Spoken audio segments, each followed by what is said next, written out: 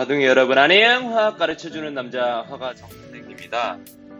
선생님이 이번 주 같은 경우는 지금 좀 몸이 안 좋아서 여러분들 아재 개그를 준비를 잘 못했어요. 그래서 여러분들 이번 주까지는 좀 아재 개그 없이 수업을 들을 수 있도록 부탁드리고요. 다음 시간부터는 열심히 준비해서 아재 개그 다시 재밌게 해보도록 하겠습니다. 우리 저번 시간에 배웠던 화학 반응 양적 관계는 무당이 좀 어려웠죠, 여러분들? 그 부분이 이제 좀 많이 일단원에서 어려운 부분이고, 그 부분을 이제 뛰어넘었다면 나머지 부분에 대해서는 이제 비교적 일단원 남은 부분, 용액의 몰롱도라는 부분 쉽게 할 수 있을 겁니다. 그래서 여러분들 지금까지 충분히 잘했으니까 조금만 더 고생해서 우리 마무리 수업 다 해보도록 하겠습니다. 이번 시간에 배울 내용은 용액의 농도고요. 교과서 40페이지부터 41페이지, EBS는 45페이지부터 46페이지 내용입니다. 용액의 농도를 몰롱도로 표현할 수 있다. 학습 목표 몰롱도를 만들 수 있다가 됩니다. 그 전에 용액의 농도부터 한번 살펴보도록 하겠습니다. 용액의 농도, 용액, 용매, 용질을 구별하기인데요. 이 부분에 대해서는 여러분들 계약했을 때 수업을 하셨던 교생 선생님 계실 거예요. 교생 선생님께서 사실 이 부분을 수업을 많이 준비하셨는데 어쩔 수 없이 교생 기간이 끝나는 바람에 여러분들 수업을 할 수 없게 되었고, 대신 선생님이 이 부분에 대해서 수업을 많이 컨설팅을 해드렸기 때문에 선생님이 대신 설명하도록 하겠습니다. 먼저 용매는요, 물과 같이 다른 물질을 녹이는 물질을 용매라고 하고요. 용질은 용매에 녹는 물질을 말합니다. 그리고 용액은 용매와 용질을 섞은 물질을 용액이라고 합니다. 예를 들어서 우리 설탕물 한번 해볼게요. 설탕물은 어떤 것과 어떤 게 합쳐진 거야? 그렇지, 설탕과 물이 합쳐진 물질이에요. 그럼 설탕은 뭘까? 녹는 물질이야, 녹이는 물질이야? 그렇지, 녹는 물질이니까 용질이 되고요. 물 같은 경우는 어때? 녹는 물질이니까 용매가 되겠죠. 그래서 용매와 용질은 고체와 액체, 그리고 액체와 액체로 구별해서 만들 수 있는데, 고체와 액체가 합쳐진 방금 보았던 설탕과 비슷한 소금물 같은 경우는 고체가 뭐야, 여기서? 고체가 소금이기 때문에 고체가 용질이 되고요. 그리고 소금을 녹였던 물 같은 경우가 액체가 용매가 녹이는 물질이 되었죠. 이번에는 액체와 액체의 경우 우리가 교실에서 지금 잘 사용하는 손소독제 같은 경우는 물과 에탄올이 합쳐진 물질로서 이때는 녹는 물질과 녹이는 물질을 어떻게 결정하냐면 양이 많이 존재하는 물질을 용매라고 하고요. 양이 적게 존재하는 물질을 용질이라고 합니다. 그래서 용액의 농도는 일정량의 용액에 녹아있는 용질의 양을 상대적인 수치로 나타낸 것으로 용액이 얼마나 진하고 묽은지를 알 수 있습니다. 그래서 균일 혼합물 하나 살펴보고 본격적인 용액의 농도 중 하나인 퍼센트 농도를 살펴볼 텐데요. 균일 혼합물 같은 경우는 물질들이 고르게 섞여 있는 혼합물로 어느 부분을 취해도 녹는 물질인 용질과 녹이는 물질의 용매의 비율이 일정합니다. 그래서 자발적으로 용매와 용질이 분리가 되지 않아요. 뭐 우리가 잘 섞은 설탕물, 소금물 이런 예시들이 있겠죠. 이와 반대로 반대되는 개념이 균일하게 섞이지 않았다 해서 불균일 혼합물이라는 게 있습니다. 불균일 혼합물 같은 경우는 자발적으로 용매와 용질이 분리가 되는데요. 예를 들어서 어떤 게 있냐면 흙탕물. 흙탕물 같은 경우 어때? 시간이 지나면 아랫부분에 모래랑 돌이 생기고 윗부분은 투명한 액체가 형성이 되죠. 그래서 이렇게 알고 있으면 되겠습니다. 다음으로 퍼센트 농도 살펴보도록 하겠습니다. 퍼센트 농도는 용액의 질량과 용질의 질량으로 표현한 농도로 말 그대로 퍼센트 농도이기 때문에 퍼센트를 사용하는데 이 부분에서 중요한 건 용액의 질량을 쓴다는 거예요. 용액은 용매 플러스 용질이었죠. 그래서 이걸 공식으로 쓰면 공식부터 먼저 쓸게. 용액의 질량을 용질의 질량으로 나눈 다음에 이것에 곱하기 100을 해주면 됩니다. 용액 같은 경우는 선생님이 용매 플러스 용질이라고 있기 때문에 용매 플러스 용질의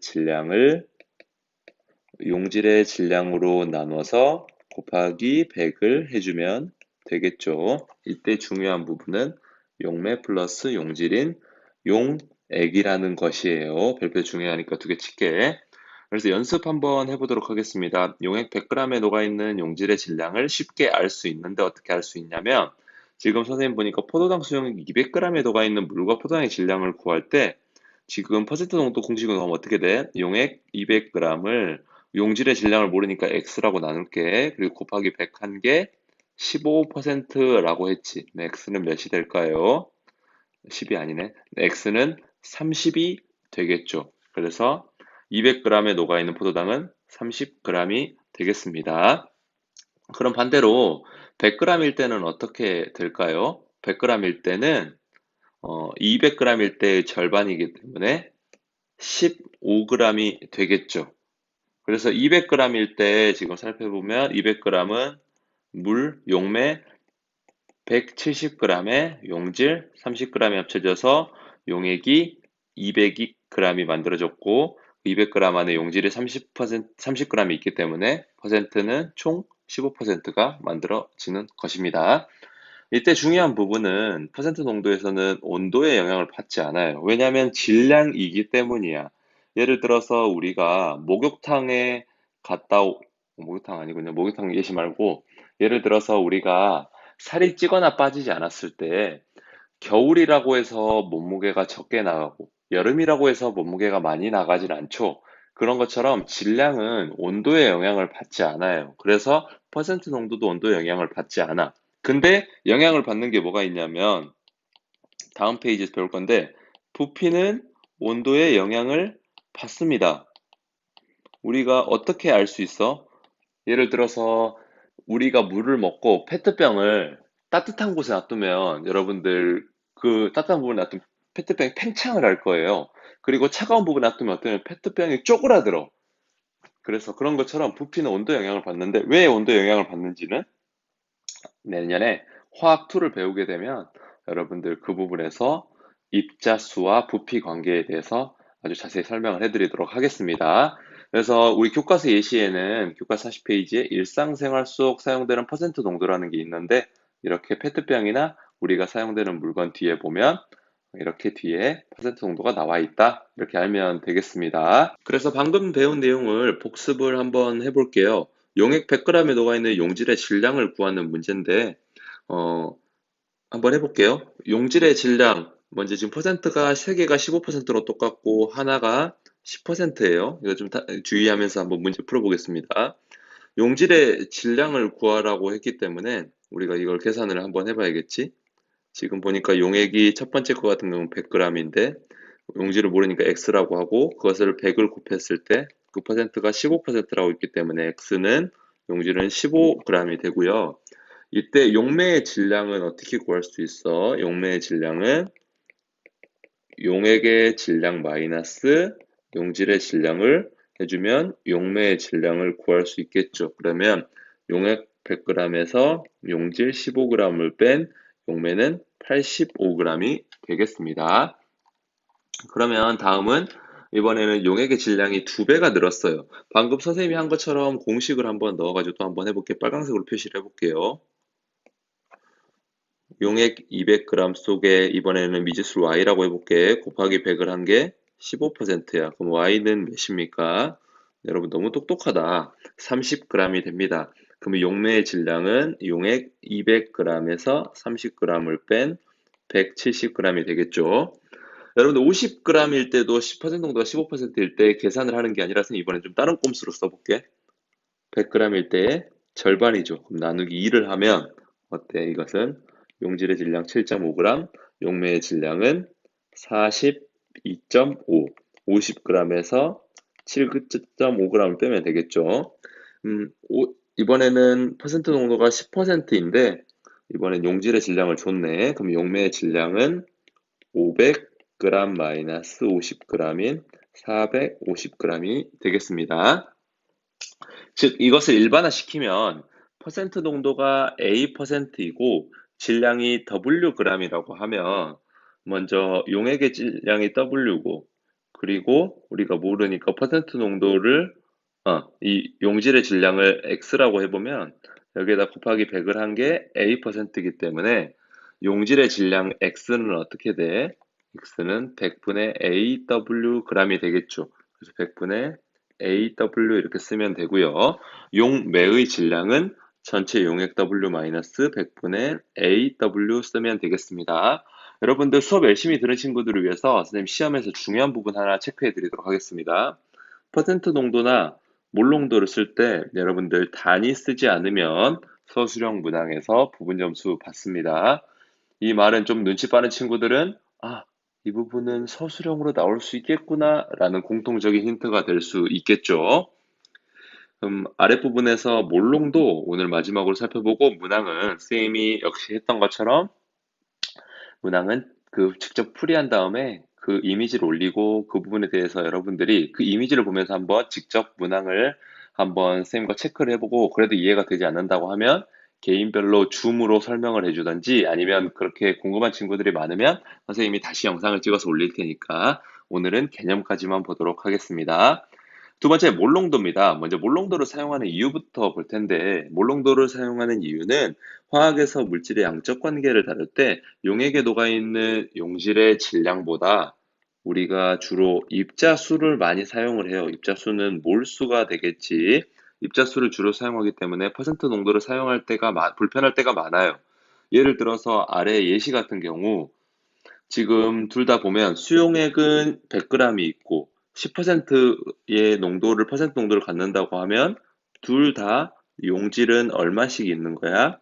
용질은 10g씩 있는 거지. 포도당도 용질이 10g, 설탕도 용질이 10g이 있습니다. 그래서 둘 다 10g으로 질량은 같지만 입자 수는 다르겠지. 왜? 선생님이 분자량을 한번 계산을 분자량이래. 몰수를 한번 계산해 볼게요. 포도당의 분자량은 180이고요. 선생님 다 구해놨어. 설탕의 분자량은 340이에요. 그러면 포도당 10g일 때 몰수를 구해보면 포도당 문제에서 물어보는 10g을 분자량 180으로 나눈 게 포도당의 몰수가 될 거고 설탕 입자의 몰수를 구해보면 설탕 문제에서 물어보는 10g을 분자량 340으로 나눈 게 설탕 입자의 몰수가 되겠지. 즉 다시 한번 설명하면 10% 포도당 수용액에 들어가 있는 포도당 입자의 몰수는 180분의 10이 될 거고요. 180분의 10. 평범편을 다시 칠해볼게. 그리고 10% 설탕 수용액에 들어가 있는 설탕 입자의 몰수는 10분의 340이 되죠. 그래서 지금 둘의 질량은 같은데 뭐가 달라? 화학식량이 다르죠. 뭐 분자면 분자량, 원자면 원자량이 되는 화학식량이 달라서 결국 뭐가 달라지게 돼? 몰수가 다르기 때문에 퍼센트 농도는 같아도 입자수, 몰수가 달라질 수 있기 때문에 우리가 퍼센트 농도를 사용하는 데는 한계가 있어요. 왜냐하면 실험에서는 주로 몰수를 사용하는데 우리가 다시 퍼센트 농도를 구하게 되면 다시 몰수로 변환해줘야 되는 번거로움이 있기 때문에 몰수를 사용하는 몰 농도를 사용해 준다는 것 꼭 기억을 해두시면 좋겠습니다. 그럼 몰 농도 공식 보고 예제 문항 하나 풀고 끝내도록 하겠습니다. 그럼 몰 농도 같은 경우는 공식으로 세우면 용액의 부피와 용질의 몰수로 표현하는 농도로 단위는 몰 퍼 리터 그리고 또는 대문자 m이라고 씁니다. 여러분들 이거 대문자로 쓴다는 것 반드시 기억해야 돼. 중요하니까 별표 2개 친다. 뭐 영어로는 reg가 되죠. reg. 그래서 ragi. 그래서 대문자로 써야 되나요? 왜 소문자는 안 되나요? 궁금할 수 있는데 소문자는 여러분들 화학2에서 배우는 몰랄 농도라는 게 있어요. 그래서 소문자로 쓰게 되면 이게 몰 농도인지 몰랄 농도인지 헷갈릴 수 있기 때문에 대문자로 쓴다는 것 기억하시고 부피를 사용하기 때문에 부피를 사용하면 온도에 영향을 받을 수 있습니다. 이거 엄청 중요합니다. 그래서 몰롱도부터 먼저 공식 써보면 용액의 부피 리터를 씁니다. 여기서 리터 기억해줘야 돼. 만약 밀리리터면 리터로 변환을 해줘야겠죠. 그것을 용질의 양으로 나눠서 계산을 하면 됩니다. 퍼센트가 아니기 때문에 곱하기 100은 하지 않습니다. 몰롱도의 특징 한번 살펴볼게요. 용액 1리터에 녹아있는 용액이니까 선생님 용매 아니라고 했었어요. 용액 1리터에 녹아있는 용질의 양 몰수를 쉽게 구할 수 있고요.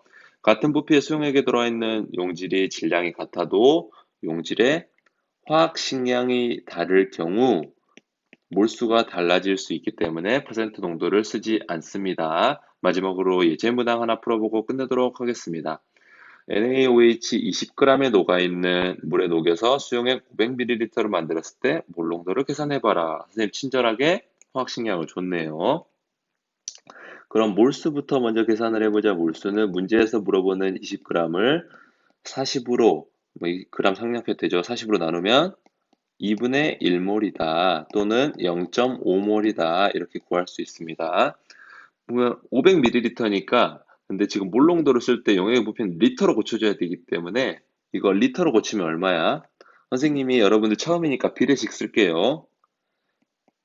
1000ml가 1리터니까 500ml는 얼마일까? 이렇게 구산해보면 X는 0.5리터가 됩니다. 그래서 우리가 쭉 그러면 몰농도를 구해보면 몰농도 M은 0.5리터 나누기 0.5몰이니까 이거 몇 몰이야? 와우, 1몰이네요. 아, 너무 잘했어. 그러면 이 응용입니다. 0.2몰 농도의 NaOH 수용액 250ml를 만들려면 수산나트륨이 NaOH가 몇 g 필요할까? 그럼 이걸 한번 계산해 볼게. 250ml니까 리터로 고쳐주면 또 비례 써볼게. 1000ml가 1리터니까 250ml는 이번에는 위지수 y라고 쓸게. y는 계산해보면 0.25리터가 되겠죠. 그러면 몰농도가 0.2 몰농도라고 했으니까 이걸 계산해보면 용질의 몰수를 구해보면 0.25리터를 모르는 우리가 이번 Z라고 했고 Z로 나누는 게 0.2 몰농도가 되잖아. 그럼 Z는 몇이 됩니까? 아, 여러분 좀 어려운데 선생님도 50g인가요? 아니, 이거 몇이냐? 이거 선생님 헷갈린다. 좀 여러분들 계산 좀 해줘. 이거 선생님 너무 당황해가지고 그 반말을 써버렸네. 지우고 다시 쓰면 계산을 해보니까 0.05몰이 되겠네요. 0.05몰일 때 질량 구하면 되겠지. 이거 파란색으로 오른쪽으로 끌고 왔을게. 똑같이 공식 쓰면 우리가 모르니까 모르는 질량 이거 물음표라고 할게. x, y, z 미지 다 썼으니까 모르는 질량을 화학식량 40으로 나눈 게 0.05몰이니까 물음표는 몇이 됩니까? 물음표는 40 곱하기 0.5 하게 되면 2g인가요? 2g. 2g을 녹이면 우리가 0.2몰짜리 2몰 농도짜리 250ml의 NaOH 수용액을 몰농도짜리 용액을 만들 수 있다. 이렇게 알면 되겠습니다. 여러분 이번 시간 너무 고생 많았고 이번 시간은 여기까지 하도록 하겠습니다. 문항에 대한 풀이는 선생님이 이미지로 찍어서 올릴 테니까 아까 말했던 것처럼 한번 살펴보시고 이해가 되지 않는 부분은 적극적으로 질문해 주시기 바랍니다. 오늘 너무 고생 많으셨습니다.